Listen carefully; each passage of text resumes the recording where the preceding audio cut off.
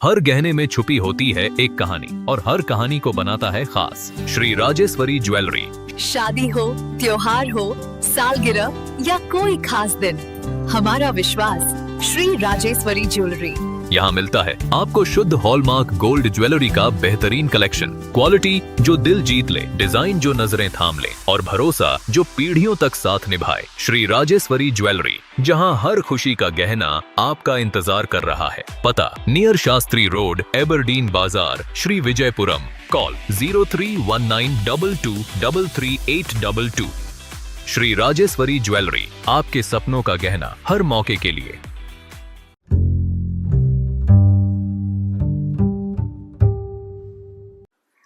सभी को नमस्कार।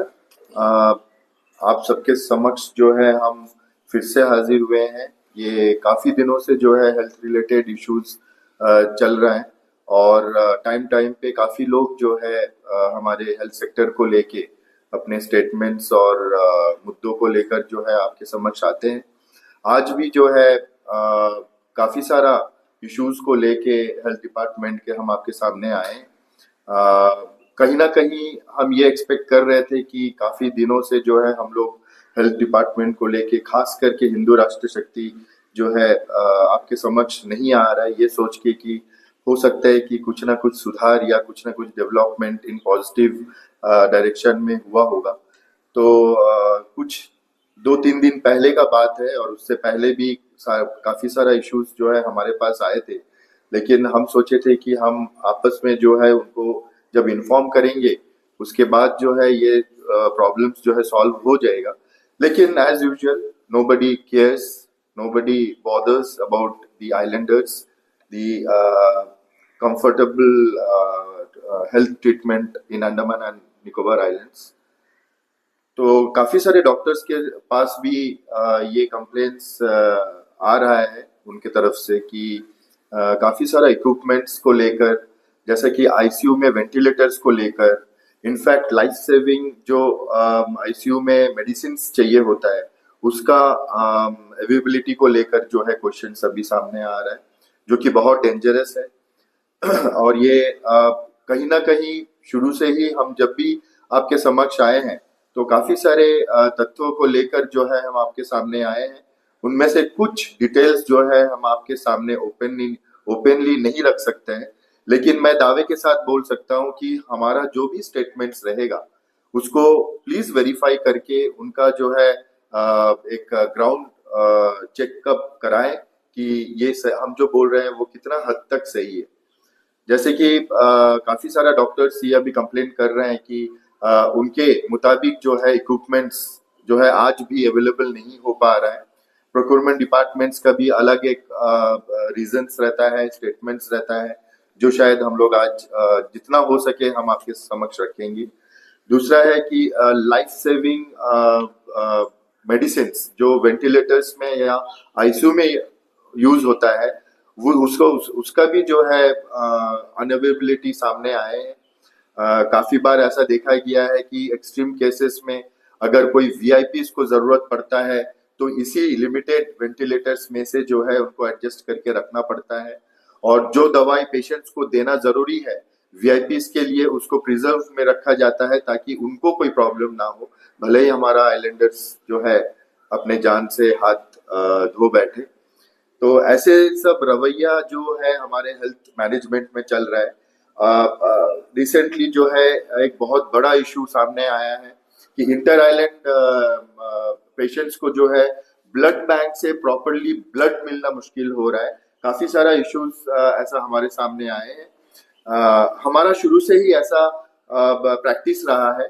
मेरे जैसे काफी लोग हैं जिन लोग जो है ब्लड बैंक को खास करके बहुत इंपॉर्टेंस देते हैं, क्योंकि कहीं ना कहीं ब्लड बैंक एक ऐसा एक सेक्टर है जहां से कई सारे जान जो है हम लोग बचा सकते हैं ब्लड डोनेशन के तहत, या फिर इमिडिएटली जब ब्लड का जरूरत पड़े तो हम जैसे एनजीओज या हम जैसे लोग ही जो है आगे बढ़कर जो है अरेंजमेंट में लग जाते हैं, जो मेरे ख्याल से ब्लड बैंक के स्टाफ्स भी उतना नहीं कर पाते होंगे जितना हम लोग बाहर रह के जीवीपंथ के ब्लड बैंक को लेकर जो है हम लोग हमेशा एक्टिव रहते हैं और 100% जो है ब्लड बैंक को जो रिक्वायरमेंट है उसको फुलफिलमेंट करने के लिए आगे बढ़ के आते हैं।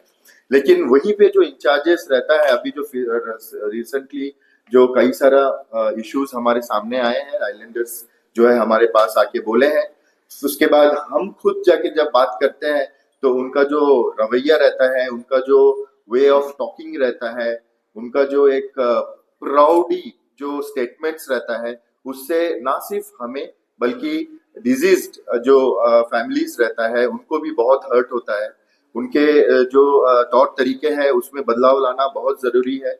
ब्लड बैंक बहुत ही वाइटल पार्ट होता है कहीं ना कहीं हमारे सर्जरीज और सीरियसली इंज्योर्ड पेशेंट्स के लिए, जिसमें ब्लड लॉस ज्यादा हो रहा हो जिनका, तो उनके लिए जो है ब्लड बैंक बहुत वाइटल रोल प्ले करता है एट दैट मोमेंट। लेकिन कई बार ऐसा देखा गया है कि रात को ब्लड चाहिए होता है, लेकिन lack of staff, lack of technicians का वजह से जो है ब्लड मिलने में लेट होता है। और उसमें कई बार ऐसा होता है कि पेशेंट जो है बहुत क्रिटिकल कंडीशन में चला जाता है। तो एज यूजुअल हम लोग कुछ प्लान कर रहे हैं, हम लोग कुछ कुछ मुद्दा जो अभी आपके सामने रख रहे हैं, जैसे कि शॉर्टेज ऑफ स्पेशलिस्ट डॉक्टर्स। ये तो बहुत ही मतलब सोचने वाला बात है कि जो हॉस्पिटल में, जो रेफरल हॉस्पिटल में डॉक्टर्स का कमी है, जिसका वजह से लोग मर रहे हैं या फिर लाखों रुपया खर्चा करना पड़ रहा है मेनलैंड जाके, वहां से वो हॉस्पिटल से जो है डॉक्टर्स को बाहर निकाला जा रहा है। ये है अपना इंटरनल जो ग्रजेस रहता है, इंटरनल पॉलिटिक्स रहता है, इंटरनल ईगोज जो है अभी हमारे हेल्थ सेक्टर को जो है अंदर से खा रहा है। इसका काफी सारा एविडेंस और डॉक्यूमेंट्स हमारे पास आया हुआ है। तो रिसेंटली जो है कई 2-3 डॉक्टर्स के पीछे जो है इन लोग लगे हुए थे, पूरा मैनेजमेंट, उनको बाहर निकालने के लिए, ना कि उनको कैसे रोका जाए, वो सेक्टर को कैसा बचाया जाए, वो सेक्टर के जो पेशेंट्स है हमारे आइलैंड में उन लोग कहीं भटक ना जाए, उन लोग कहीं इनसफिशिएंट ट्रीटमेंट के वजह से उनका हालत और ना बिगड़ जाए, वो ना सोच के इन लोग लगे हुए थे कि ये स्पेशलिस्ट डॉक्टर्स या ये सीनियर डॉक्टर्स को कैसे मैनेजमेंट से या हॉस्पिटल से बाहर निकाला जाए। देखिए, निकाल तो दिया ही है, हमारे पास में है, 1-2 एग्जांपल्स है। उन लोगों को क्या है, उन लोग अभी दूसरे हॉस्पिटल में जाके अपना सर्विस देंगे, अपना जो डेडिकेशन है वो काम करेंगे, लेकिन अल्टीमेटली लॉस किसको हुआ है? ये जो इंटरनल ग्रजेस और इंटरनल पॉलिटिक्स हो रहा है, इसका वजह से असली जो फेस कर रहा है, असली जो मतलब भोग रहा है, तकलीफ भोग रहा है, वो कौन लोग है? वो जो एडमिट किया हुआ पेशेंट्स लोग है, जो लोग ट्रीटमेंट के लिए जीवीपंथ हॉस्पिटल में आते हैं, उन लोग सफर कर रहे हैं, उन लोग भोग रहे हैं। मैनेजमेंट से बात करने से सीधा बोल दे रहे हैं कि नहीं ये इश्यू है, वो इश्यू है। मतलब इनका जो एक्सक्यूजेस और रीजंस रहता है, ये नेगेटिविटी के तरफ में रहता है कि ना हो, रिक्रूटमेंट ना आए, स्टाफ फुलफिलमेंट ना हो, स्पेशलिस्ट डॉक्टर्स यहाँ पे कैसे ना आ पाए, ये सारा जरिए जो है इनके पास पे खुला हुआ रहता है। लेकिन ये आज तक मेरा ख्याल से ऑलमोस्ट 5 इयर्स हो चुका है हम लोग ये फील्ड में काम करते हुए, आवाज उठाते हुए, लेकिन हमें आज भी वही सिनेरियो नजर आता है। इनफैक्ट उससे बदतर जो है सिनेरियो नजर आता है। कुछ स्टाफ जो है अपना जॉब का गलत इस्तेमाल करके जो है सेल्फ ओरिएंटेड मोटिवेशन के लिए जॉब कर रहे हैं, और कुछ लोग ऐसा है जो डेडिकेटेडली निस्वार्थ रूप से उन लोग हमारे आइलैंडर्स को या फिर पेशेंट्स को या हमारे लोगों को देना चाहते हैं अपना सर्विस, उनको जो है कॉर्नर्ड किया जाता है, उनको जो है रेस्ट्रिक्ट किया जाता है और उनको सिस्टम से बाहर ही निकाला जाता है। तो ये बहुत ही डेंजरस मोमेंट अभी आ गया है। बाकी सारा मुद्दा आइलैंड्स का जो है इम्पोर्टेंट है, लेकिन साथ साथ में हर एक द्वीपवासियों को इसके लिए भी जो है सोचना पड़ेगा। हर एक लोगों को जो है जो हालत, जो सिनेरियो हमारे जीवीपंथ हॉस्पिटल और हेल्थ सेक्टर में अपना रहे, जो रवैया इन लोग अपना रहे, ये मेरा ख्याल से सुइसाइडल है। ये मेरा ख्याल से एक ऐसा डेंजरस अलार्म है हमारे आइलैंडर्स के लिए, जो आज से ही जो है इसको वॉइस आवाज को बुलंद करना पड़ेगा, हर आइलैंडर्स को सामने आकर जो है इसका अगेंस्ट में खड़ा होना पड़ेगा। अदरवाइज आने वाला दिन बहुत ही डेंजरस है, क्योंकि हमारे पास मैं आपको खुलासा कर देता हूं कि हमारे पास वीडियो एविडेंस है, फोटोग्राफी एविडेंस है, एंड हमारे पास जो है डॉक्यूमेंटल एविडेंसेस है। ये अगर चाहते हैं कि हम पब्लिक के बीच में ना लाएं, यहाँ तक कि टॉप ऑफिसर्स का भी हमारे पास में जो है एविडेंसेस आ चुका है, और ये ज्यादा दिन तक छुपा हुआ नहीं रहेगा, क्योंकि हम ही नहीं रखना चाहेंगे ज्यादा दिन तक। तो ये एक वार्निंग समझ लीजिए हेल्थ सेक्टर को लेके कि हमारे पास जो डॉक्यूमेंट्स अभी आए हैं ये बहुत ही डेंजरस है। इसी सिलसिले को हम आगे बढ़ाएंगे। हमारे साथ विवेक जी भी है, विवेकानंद, जो कि अपने कुछ वक्तव्य रखेंगे, क्योंकि इनका भी एक्सपीरियंस जो है हेल्थ सेक्टर से काफी निराशाजनक है। सभी को नमस्ते। मैं बस 2-3 पॉइंट ऐसा रखना चाहता हूँ डीएचएस और एनिम्स के ऊपर, जो कि इस लोग नॉर्म्स बिल्कुल फॉलो नहीं कर रहे हैं, जो कि हेल्थ सेक्टर के लिए बहुत खराब है। मैं अंशुमन भाई का संग बहुत दिन से लगा हूँ, वो भी बोले हेल्थ सेक्टर में 5 साल से लगे हुए, वो मेरे को भी डायरेक्शन दे कि तुम भी जाके लगो कि यहाँ का जितना फ्लॉस है वो सब निकाला जाए ताकि हेल्थ सेक्टर सुधारा जाए। तो मैं 2-3 पॉइंट ऐसा रखना चाहता हूँ कि नेशनल मेडिकल काउंसिल का कुछ नॉर्म्स होते हैं, कोई फॉलो नहीं करता। एनिम्स में बिल्कुल फॉलो नहीं होता है। इसके लिए ऑलरेडी फाइन भी लगा चुके हैं एनएमसी ने एनिम्स के ऊपर फाइन लगा चुके हैं, तब भी अभी तक कोई पोस्ट फुलफिल नहीं किया जाए, और मेडिकल इक्विपमेंट्स, मेडिकल मशीन्स कुछ भी अभी तक परचेस नहीं किया जा रहा है, परचेस भी नहीं करे ना मेडिसिन है। और जो रिक्रूटमेंट जो होती है, कुछ नॉर्म्स है प्रोफेसर बनने के लिए कि कुछ ये ऐसा ईयर्स होती है कि एक्सपीरियंस एसोसिएट प्रोफेसर है, उसके बाद असिस्टेंट प्रोफेसर बने, उसके बाद प्रोफेसर बने।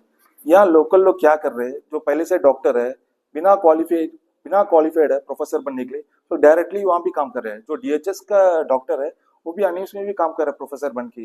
ये दोनों को जो जोड़ा गया है, डीएचएस और एनिम्स एक ही संग काम कर रहे हैं, उसको पहले अलग करना चाहिए, क्योंकि इसका जो फंड आ रहा है इसका अनसफिशिएंट हो रहा है, जिसमें प्रॉपर मेडिसिन खरीदा ना जा रहा है, प्रॉपर मेडिसिन नहीं मिल रही है, और जो भी ट्रीटमेंट के लिए जाते हैं इक्विपमेंट नहीं रहते हैं डॉक्टर के पास। बहुत सारे डॉक्टर से अपना कंप्लेंट भी मिली है, मैं किसी का नाम नहीं लेना चाहता हूँ, और एक पॉइंट, डेथ ऑडिटिंग मॉनिटर भी नहीं हो रहा है, जो कि गवर्नमेंट हॉस्पिटल में जरूरी है। डेथ ऑडिट मॉनिटरिंग होएगा तो क्यों डेथ हो रहा है सब पता चलेगा। आप कई इन्वेस्टिगेशन 2-3 सालों से देखते होंगे, बहुत सारा डेथ हो रहा है। नॉर्मल पेशेंट ऐसे ही किया होगा, अचानक डेथ हो रहा है, जो कि मैं कोई सीनियर डॉक्टर से मैं नाम नहीं लेना चाहता हूँ, उस लोगों से पूछा तो उस लोग बता रहे हैं बहुत सालों से डेथ ऑडिट मॉनिटरिंग नहीं हो रहा है। तो इसके ऊपर मैं क्वेश्चन उठाना चाहता हूँ, क्यों नहीं हो रहा है। अगर हो रहा है तो सबका प्रॉपर ऑडिटिंग मॉनिटर उसका रिपोर्ट देना चाहिए, जितना भी डेथ हो रहा है। अभी जितना आपका भी बहुत सारा रिश्तेदार होंगे, काशी से गए होंगे, बुखार से गए होंगे, सिर दर्द से गए होंगे, बाद में पता चला 2 दिन में आईसीयू में एडमिट हो गया, डेथ हो गई। मेरे साथ भी है, मेरा पर्सनल एक्सपीरियंस भी है, इनका साथ भी पर्सनल एक्सपीरियंस है, शायद आपका साथ भी पर्सनल एक्सपीरियंस होगा। इसका सबका मैं क्वेश्चन उठाना चाहता हूँ डीएचएस के ऊपर, एडमिनिस्ट्रेशन के ऊपर, एनिम्स के ऊपर। पहले तो एनिम्स और डीएचएस एक संग नहीं रहना है, दोनों को अलग करना है। ये एजुकेशन डिपार्टमेंट है, ये हेल्थ सेक्टर है। वो हेल्थ सेक्टर भले वो हेल्थ सेक्टर ऊपर एजुकेशन है, पर दोनों अलग अलग रहना चाहिए, दोनों का अलग अलग स्टाफ रहना चाहिए। और एमटीएस स्टाफ भी रिक्रूट नहीं हो रहा है, जाकि क्लीनिंग स्टाफ, हाउसकीपिंग स्टाफ भी बहुत कमी है, जिसका वजह से हाइजीनिक मेंटेन नहीं हो रहा है पूरा डीएचएस पे, उसकी वजह से बीमारी और बढ़ रही है।